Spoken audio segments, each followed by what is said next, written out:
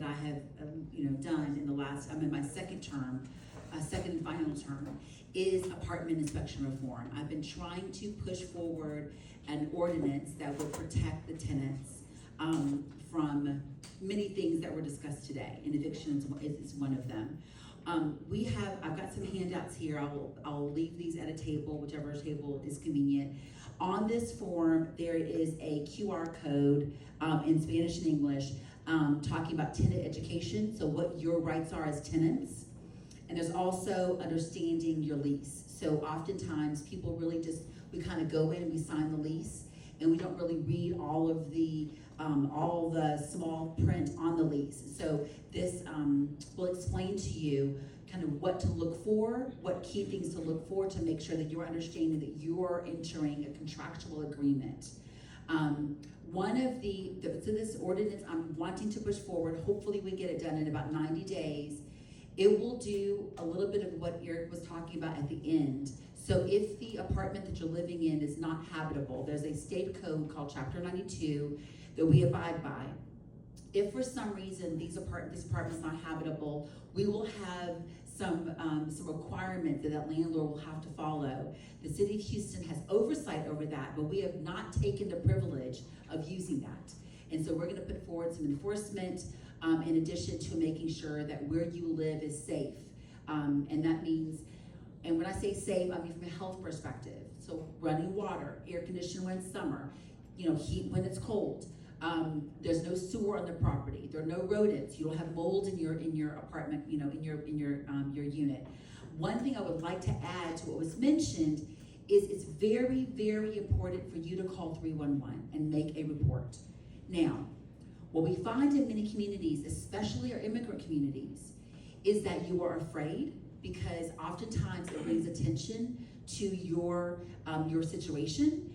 And that is reasonable, and I understand that. And so oftentimes you live in spaces to where you should not live in, and you are paying rent. And from a human perspective, regardless of what your legal position is in the United States, you owe it to yourself and to your family to live in a safe space. And so Lone Star Legal Aid is so great, and I love working with them because they can assist with that. And know that if you call our at-large office, we're not asking any questions. We're not gonna ask you what your position is. We are here to be your advocate and to help you push through.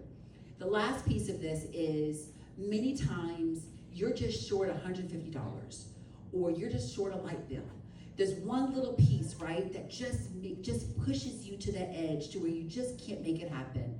Call our office. We work with many entities, nonprofits like Baker Ripley, Catholic Charities, and we can find money for you to get the utility paid. The county has resources as well, so we will be an advocate for you. This is my jam, y'all. Like, this is what I love doing. It's really one of the legacies that I want to leave when I leave this office. So we take it in our office very, very seriously, and we have one dedicated person that is bilingual that can help you work through these processes and make sure that you're treated fairly. I'm your council member, Letitia Plummer. I've got plenty of these cards. Take multiples if you want. Share with your families. We're also, in that ordinance, we're also trying to put together tenant rights groups.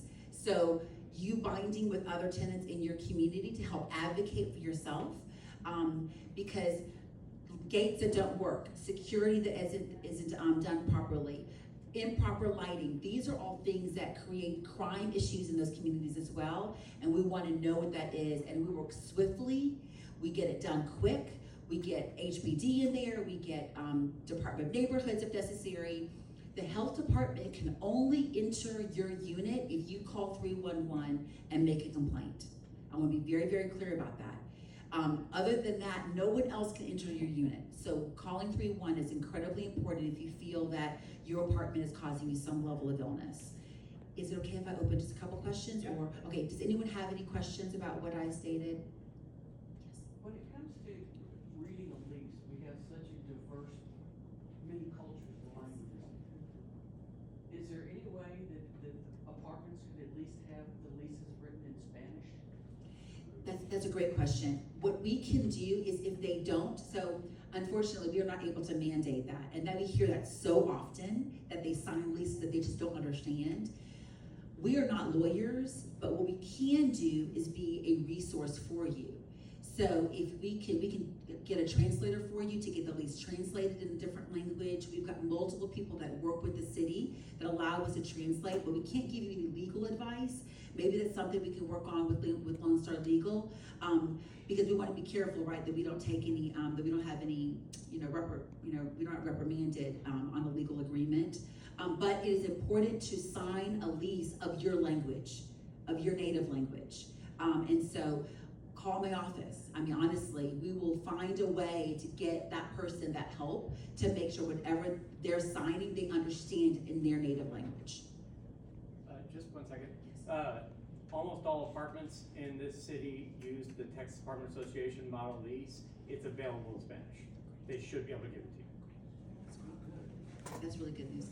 And we speak more languages in Houston or the India, so it's not only Spanish, there are other languages, but that's great. Thank you so much for sharing that. Yes. Any other questions? Okay, so I'll leave these at the front. Please grab a couple of these, share these with your friends and family. Thanks again for allowing me.